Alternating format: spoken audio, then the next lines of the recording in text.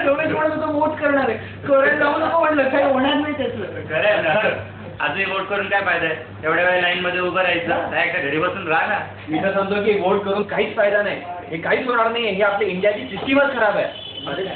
पण एकदा तरी वोट करू ना आपण, म्हणजे पण काय फायदा काही काय?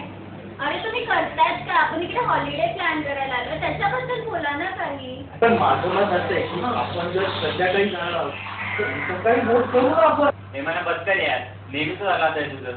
सगळे बनवतात ना हॉलिडेची प्लॅनिंग. काय काय प्रॉब्लेम काय आता? नाही तरी मी तेच बोलत होतो की सकाळी जर आपण वोट करू तर प्लीज आपली कॉफी आली आता.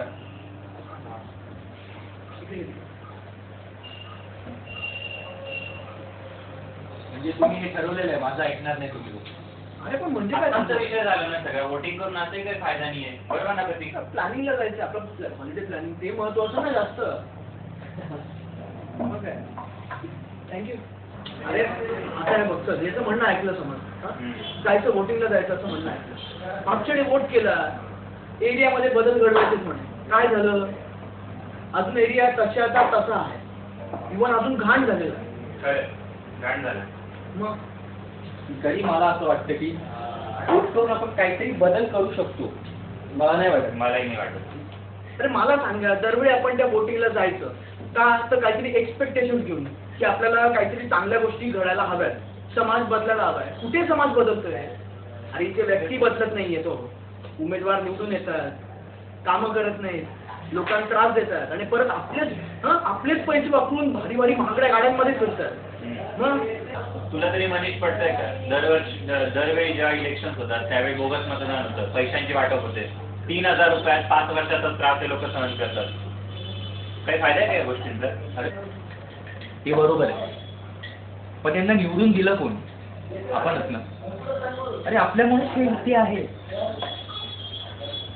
अरे ते लोक जेव्हा काम करतात तेव्हा आपली जबाबदारी नाही का त्यांच्याकडे लक्ष देणं, त्यांच्याकडे बघणं की ते कसं काम करताय, ते नीटपणे काम करत आहे की नाही.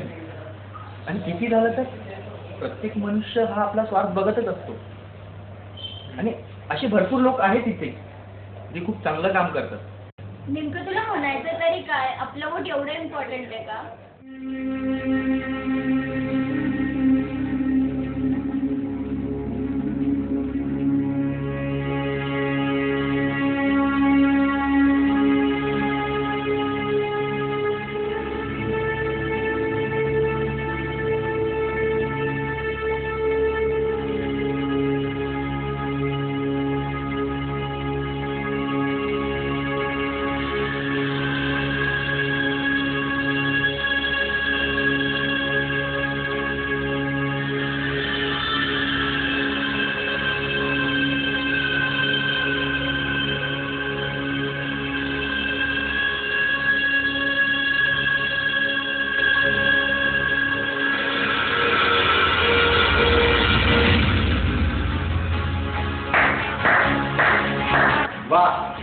वा तरुणांनो वा, मतदानाविषयी तुमचे असे विचार ऐकून फार आनंद झाला. नाही, तुम्हाला तरुणांकडून अशीच अपेक्षा होती. काय एक्सक्यूज मी, तरुण भारताचे भविष्य, आधारस्तंभ, खंबीर नेतृत्व करणारे तरुण तुम्हीच ना. अरे लाज वाटायला पाहिजे त्यांना जे स्वतःला या देशाचे भविष्य समजतात. देशाच्या इतिहासातील महान व्यक्तींनी जर पुन्हा जन्म घेतला असता तर ढसाढसा लढले असते. ते म्हटले असते, का लढलो आम्ही ही अस्तित्वाची लढाई, का धरला आम्ही स्वराज्य आणि स्वातंत्र्याचा हट्ट. अरे काय व्याख्या केली होती आम्ही या पिढीची, आणि आज काय पाहतोय.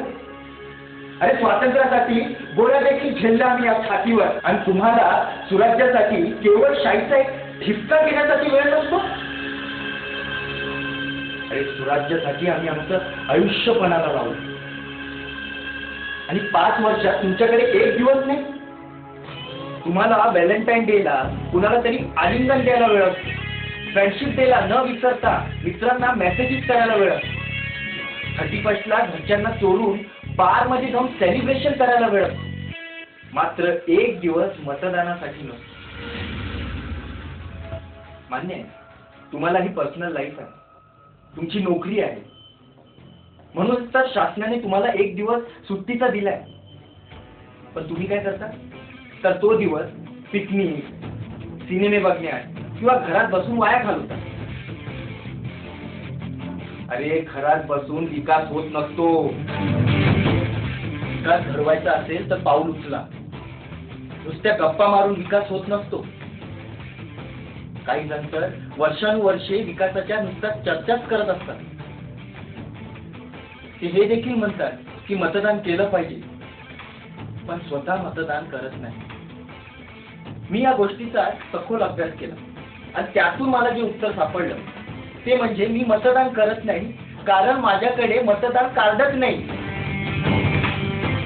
आणि मुळात मतदान कार्ड कसं बनवायचं याची प्रोसेसच मला माहित नाही. आणि त्यासाठी भरपूर वेळ रांगेत देखील उभं राहावं लागतं. नको तो उपद्रव. समाजासाठी जे झटतात ते उपद्रव असतात का? तुम्हाला दरवर्षी 2 वेळा परीक्षेचे फॉर्म भरण्याकरिता रांगेत उभं राहता येतं.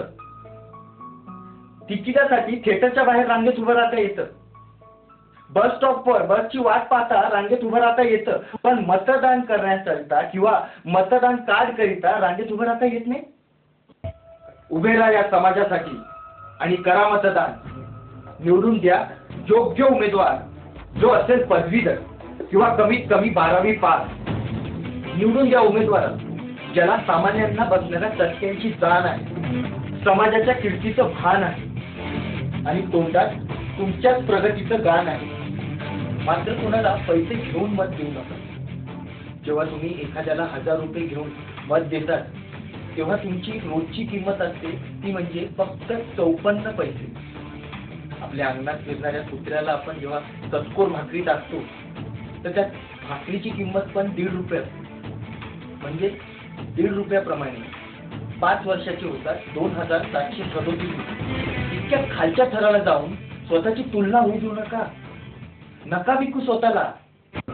नका मांडू माझा बाजार. कारण माझ्यात ताकद आहे हे तथ्य पालटण्याची. माझ्यात ताकद आहे विकास घडवून आणण्याची. माझ्यात ताकद आहे अन्यायाला हाणून पाडण्याची. माझ्यात ताकद आहे तुम्हाला जिंकून देण्याची. आता तुम्हाला प्रश्न पडला असेल की मी कोण? इतक्या हक्काने बोलणारा आणि तथ्य पालटण्याची ताकद असणारा मी कोण? नाही, कुठल्या राजकीय पक्षाचं किंवा राजकीय व्यक्तीचं प्रतिनिधित्व करत नाहीये. आणि हा, मी तुमच्यातला संवेदनशील सामान्य माणूस देखील नाही. मी स्वतः मत बोलतो.